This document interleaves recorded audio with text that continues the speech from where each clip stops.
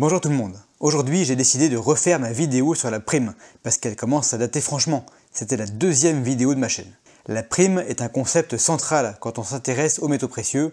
C'est probablement le mot que je prononce le plus ici, donc je vais essayer de tout bien expliquer pour que les nouveaux qui nous rejoignent chaque jour, bienvenue à vous, soient parfaitement à l'aise avec ça. Pour ceux qui savent déjà très bien ce qu'est la prime, restez quand même. On parlera également à la fin de la vidéo des limites de ce concept. Et pour ceux qui aiment se faire peur, on ira faire un petit tour aussi sur le site de la Monnaie de Paris. Et vous aurez droit à ma petite mise en garde habituelle. Alors n'importe quelle vidéo sur le sujet commencerait par la formule mathématique du calcul de la prime. Moi, je préfère commencer par les exemples, je trouve ça beaucoup plus intuitif. Regardez cette pièce. Oui, c'est bien une pièce. Une Maple Gram, une feuille d'érable canadienne en or qui pèse 1 gramme. Imaginons que, le jour où je l'achète, 1 gramme d'or vaille 50 €. Quand je dis ça, je me réfère au cours spot, que vous pouvez consulter n'importe où sur internet en tapant cours de l'or dans Google. Aujourd'hui c'est 57 €, mais je garde 50 € pour l'exemple. Ce sera plus simple pour les calculs. Pour info, 50 € par gramme, c'était le prix avant le conflit en Ukraine, à 1 ou 2 € près. Donc, si on me propose d'acheter cette pièce pour 50 €, je peux dire que je l'achète avec une prime nulle. La pièce coûte aussi cher que son poids en or. Si je l'achète à 55 €, la prime est de 10%. La pièce coûte 10% de plus que son poids en or. Et si je l'achète 100 €, la prime est de 100%. Je paye 2 fois plus que le prix de l'or. Vous l'avez compris, la prime, c'est simplement l'écart entre la valeur du métal et le prix que vous payez réellement. Tout de suite, on remarque que plus la prime est faible, moins on paye cher. C'est intéressant ça. La prime peut également être négative. Si j'achète ma Maple Gram à 45 € alors que le gramme d'or est à 50 €, la prime est de moins 10%. Pour calculer cette prime, c'est très simple. Prix de vente moins prix du métal, le tout divisé par le prix du métal. Et si vous voulez un pourcentage, vous multipliez par 100. Je vous ai préparé une feuille de calcul dont le lien est en description, que vous pourrez utiliser, gratuitement bien sûr, comme ça vous ne vous embêterez pas. Cette feuille elle ressemble à ça. On a besoin du prix de l'or en euros par gramme, du poids de la pièce ou du lingot en grammes, de son titre, c'est-à-dire de sa pureté. Cette info se trouve sans problème sur les sites marchands. Par exemple, pour une 20 francs or comme celle-ci, en or 900 millième, eh bien vous marquez tout simplement 0,9. Si à la place vous avez une Britannia en or pur à 999,9 millième, là forcément vous arrondissez à 1. Enfin vous rentrez le prix auquel elle vous est proposée et le résultat apparaît instantanément. Sur certains sites marchands, la prime est indiquée directement en plus du prix de vente. C'est pratique, mais méfiez-vous, j'ai déjà vu des erreurs. Je vous conseille de faire le calcul vous-même pour vérifier. Je vous ai fait 2 tableaux, un pour l'or, un pour l'argent, pour que vous ayez moins de manipulations à faire, mais bien entendu, le calcul est exactement le même. Attention, cette Google Sheet, elle est verrouillée. Vous ne pourrez pas la modifier avant d'en avoir fait une copie. Merci de faire ça et de ne pas me demander l'accès au fichier pour modification. Comme vous êtes nombreux, ça me ferait une montagne de notifications auxquelles je ne pourrais pas répondre, évidemment, mais que je devrais supprimer à la main. Je répète la marche à suivre. Vous cliquez en haut à gauche sur Fichier et ensuite, dans le menu déroulant, Créer une copie. Ensuite, vous pourrez entrer vos valeurs sans problème dans votre feuille à vous. Et maintenant qu'on sait calculer la prime, à quoi est-ce qu'elle va bien pouvoir nous servir? Pourquoi est-ce qu'on s'embête à faire ce calcul? Je commence par l'incontournable. Ce qui fait de la prime cette notion centrale dans les métaux précieux, c'est de pouvoir comparer 2 objets entre eux. Ces 2 objets peuvent n'avoir aucun point commun. Grâce à la prime, on arrivera quand même à savoir lequel des deux offre le meilleur rapport qualité-prix, ou je devrais plutôt dire quantité-prix. Celui des deux qui aura la prime la plus basse, c'est celui qui permet d'acheter le métal précieux le moins cher, même si ce n'est pas évident au premier coup d'œil. Allez, un exemple pour que tout soit plus clair. D'un côté, vous avez un lingot en argent pur de 500 grammes. On imagine qu'il est en vente 540 € plus 15 € de frais de port. De l'autre côté, un lot de 10 pièces de 50 francs Hercule. Chacune pèse 30 grammes, mais c'est de l'argent à 900 millièmes. 25 € par pièce, plus 18 € de frais de port pour le tout. Si je vous demande, comme ça, lequel de ces 2 achats est le plus avantageux, logiquement, vous ne pouvez pas répondre immédiatement. Ou alors, vous calculez super vite. On va regarder ça ensemble en utilisant la partie argent du tableau. Aujourd'hui, le gramme coûte 0,74 €. J'ai d'un côté mon lingot, qui coûte 555 € frais de port inclus. Je mets 1 en titre, puisque c'est de l'argent pur. On tombe sur une prime de 50%. C'est super cher, mais c'est normal. Un lingot en argent, on paye 20% de TVA dessus. Je refais le calcul. Pour les pièces, 34% de prime. Et voilà, si vous hésitiez entre les deux, maintenant vous n'hésitez plus. Attention, ceci n'est pas un conseil en investissement, c'est simplement un exemple. Allez, je recommence, mais avec de l'or cette fois-ci. On va comparer la prime de la Britannia 1 once en or avec celle de la 1/10 d'once. Vous allez voir, c'est assez flagrant. 5,66% pour une once entière d'un côté, pour la 1/10 d'once, 16,32%. J'ai même pas inclus les frais de port qui auraient encore creusé l'écart. Voilà pourquoi il faut essayer d'éviter, dans la mesure du possible, d'acheter de trop petites pièces en grande quantité. La prime permet également, si on la calcule régulièrement, de mesurer la tension du marché en comparant les primes d'une même pièce chez le même marchand à des moments différents. Je reste sur la Britannia en or 1 once. On l'a trouvée à 3,9% de prime avant le conflit en Russie, elle est montée à 9% avant de redescendre, comme on vient de le voir, à 5,6%. Alors c'est rien de très précis, mais on voit que ça suit pas mal le climat ambiant quand même. Avant d'aller plus loin, certains d'entre vous sont peut-être surpris. Pourquoi est-ce qu'on achète de l'or ou de l'argent plus cher que le cours? À quoi sert le cours alors? Le cours il reflète avant tout le prix des dérivés papier de l'or et de l'argent, mais très peu les transactions physiques. Les rares transactions réelles qui ont lieu à ce prix-là portent sur des barres d'or vendues d'une banque à une autre.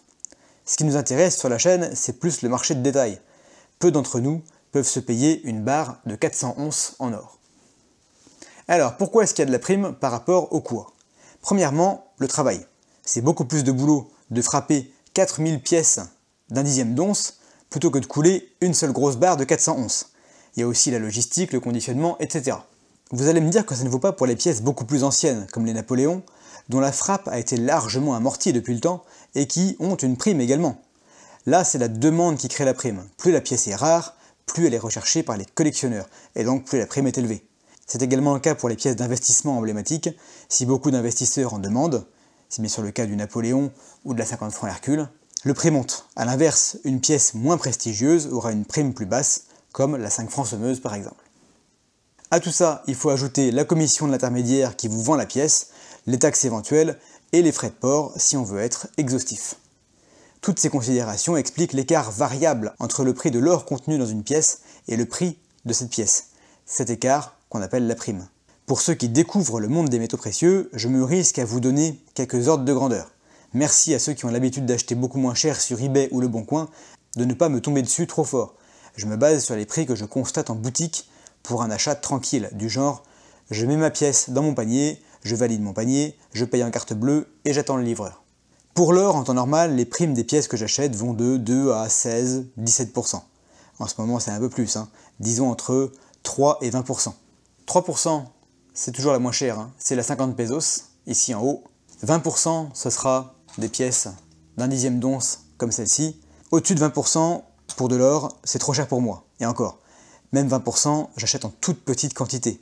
Quand je veux acheter plus d'or, je ne dépasse pas 6% de prime en général.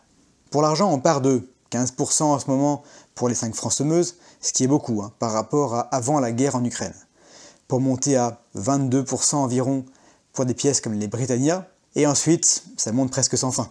Par exemple, l'American Silver Eagle, qui est parmi les pièces les plus frappées au monde, est à 43% de prime le jour où j'enregistre la vidéo. À ce prix-là, j'en achète une si je la veux pour ma collection, mais j'accumule pas. Évidemment, ces chiffres sont valables pour moi et au moment où j'enregistre. Ils seront amenés à bouger rapidement et vous pouvez avoir des limites très différentes des miennes. C'est juste pour vous donner quelques ordres de grandeur. Et oui, il est possible de trouver moins cher si vous êtes au taquet sur Le Bon Coin et que vous savez repérer les arnaques, qui sont, hélas, très très nombreuses. Allez, comme promis, on passe aux limites. La prime est un outil très intéressant, mais je trouve qu'il faut quand même le manipuler avec précaution. C'est un indicateur qui a 2 variables en entrée, donc il ne peut pas être plus fiable que les valeurs qu'on utilise pour le calculer.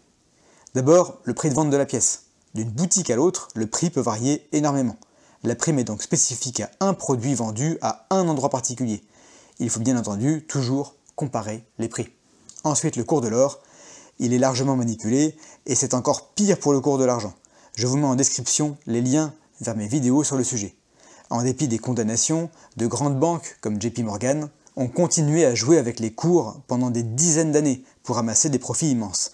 Donc, quand on utilise la prime, il faut se rappeler qu'on divise par un prix de l'or ou de l'argent non pas déterminés par le marché, mais tenus en laisse par les market makers. Je pense, mais je peux me tromper complètement bien sûr, que c'est en grande partie à cause de ça qu'il y a une différence pareille entre les primes sur l'or et les primes sur l'argent. C'est aussi pour ça que j'achète de l'argent malgré les primes énormes comparées à l'or. Le prix de l'argent est écrasé beaucoup plus fort que celui de l'or, c'est donc normal pour moi de constater des primes plus fortes sur l'argent. Allez, maintenant accrochez-vous, on va aller voir des choses qui font un petit peu peur. Une vidéo sur la prime ne serait pas complète sans aller voir ce qui se fait de mieux en France. Comme la dernière fois, je suis sur le site de la Monnaie de Paris, onglet boutique, et je tombe directement là-dessus. Je vous affiche les calculs vite fait. On a 45% de prime pour cette petite pièce en or de 3 grammes, 66% pour la 20 € argent et, roulement de tambour, 200% pour la 100 € argent. Que les choses soient claires, je ne critique pas la Monnaie de Paris pour vendre des produits comme cela, au contraire.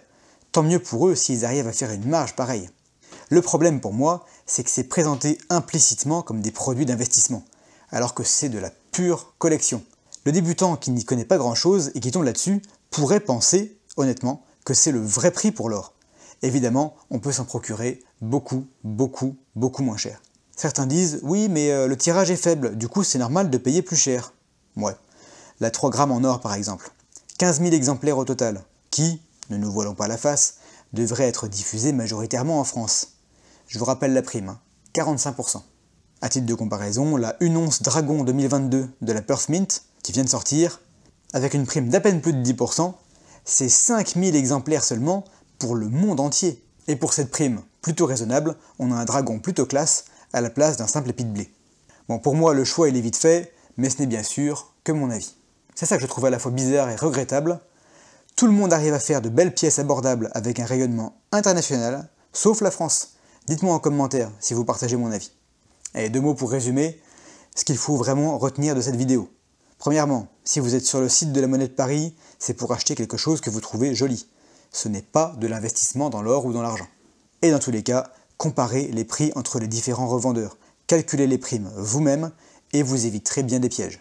Une fois n'est pas coutume, je vous donne des devoirs pour la semaine. Calculez la prime de 3 autres produits sur le site de la Monnaie de Paris pour vous entraîner. Et postez la prime la plus forte ici en commentaire. Merci à tous, on se retrouve très bientôt pour une nouvelle vidéo.